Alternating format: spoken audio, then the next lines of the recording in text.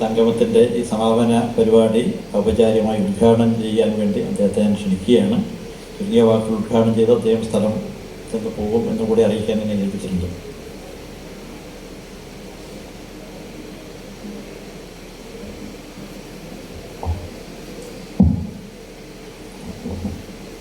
പ്രിയമുള്ളവരെ, ഈ സെക്കുലർ കുടുംബ സംഗമത്തിന് ഞാനും കൂടെയുണ്ട് എന്ന് അറിയിക്കാൻ വേണ്ടി മാത്രമാണ് ഞാനിവിടെ വന്നത്. രാവിലെ മുതൽ എറണാകുളത്ത് മറ്റൊരു പരിപാടിയിലായിരുന്നു. അവിടുന്ന് 2:30 അവിടുന്ന് വിട്ടതാണ്. അതുകൊണ്ട് കഴിഞ്ഞതിന് മുമ്പ് ഇവിടെ ഒന്ന് മുഖം കാണിക്കണം എന്നുള്ള ഒരു താല്പര്യം കൊണ്ട് ഓടിയെത്തിയത്. പറഞ്ഞതുപോലെ നാളെ രാവിലെ എനിക്ക് മറ്റൊരു പരിപാടി കാഞ്ഞങ്ങാട്ടുണ്ട്. ഒരുപാട് സംസാരിക്കേണ്ട വിഷയമാണ്. സെക്കുലർ കുടുംബ സംഗമമാണ്. കുടുംബമാണ് ഇന്ന് ഏറ്റവും പ്രതിലോമപരമായിട്ടുള്ള ആശയങ്ങളുടെ കേന്ദ്രം എന്നാണ് എൻ്റെ നിഗമനം.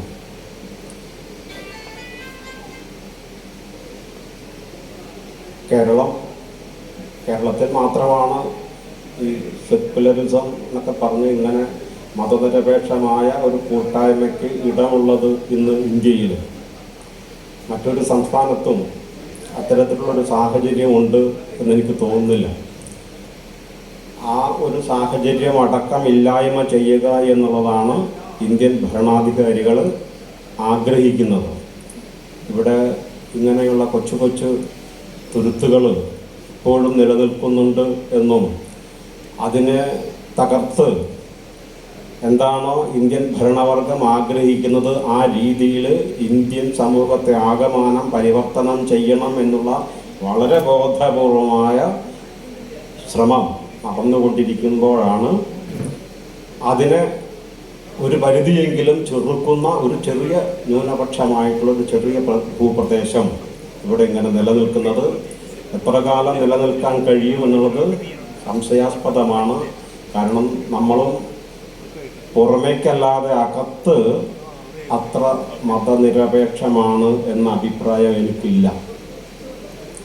പ്രത്യേകിച്ച് തൃശ്ശൂർക്കാരുടെ കാര്യം പറയേണ്ട ആവശ്യമില്ല. ഈ അടുത്ത ജന്മത്തിൽ എനിക്ക് ഒരു ബ്രാഹ്മണനായിട്ട് ജനിക്കണം എന്ന് ഞാൻ നിങ്ങളോട് പറഞ്ഞാൽ നിങ്ങൾ എന്നെ വല്ലാതെ പൂജിക്കുന്ന, ഹൃദയം കൊണ്ട് ഏറ്റെടുക്കുന്ന ഒരവസ്ഥ വിശേഷം നമ്മൾ അനുഭവസിദ്ധമാണ്.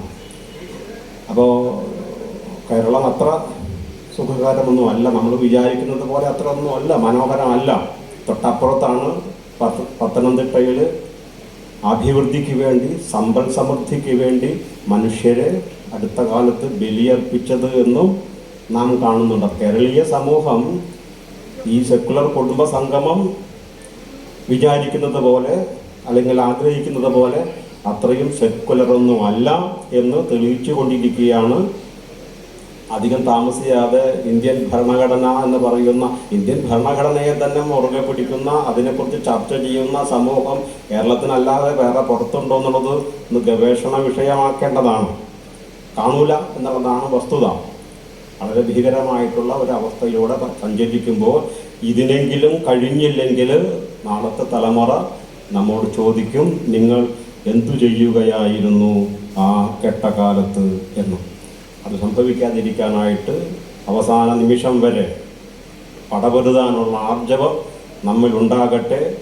എന്ത് വില കൊടുത്ത് മതനിരപേക്ഷതയെ, സമത്വത്തെ, ജനാധിപത്യക്രമത്തെ സംരക്ഷിക്കാനുള്ള ബാധ്യത ഏറ്റെടുക്കാൻ നമ്മൾ സന്നദ്ധരാണ് എന്ന് വീണ്ടും വീണ്ടും പ്രഖ്യാപിക്കുകയും അത് വീണ്ടും വീണ്ടും ഉരുവിടുകയും ചെയ്യേണ്ടത് കാലഘട്ടത്തിൻ്റെ ആവശ്യമാണ്. മറ്റു വിശദാംശങ്ങൾക്കൊന്നും ഞാൻ കടക്കുന്നില്ല. ഇതിപ്പോൾ താൽക്കാലികമായ ഒരു സംവിധാനം എന്ന നിലയിൽ ഒരു ഉദ്ഘാടനം രൂപപ്പെടുത്തിയതാണ്. ഞാൻ പോകാമെന്ന് പറഞ്ഞതുകൊണ്ട് ഇത് പറഞ്ഞതുകൊണ്ട് ഈ സമാപന സമ്മേളനം ഔപചാരികമായി ഉദ്ഘാടനം ചെയ്തതായി പ്രഖ്യാപിക്കുന്നു. നന്ദി, നമസ്കാരം.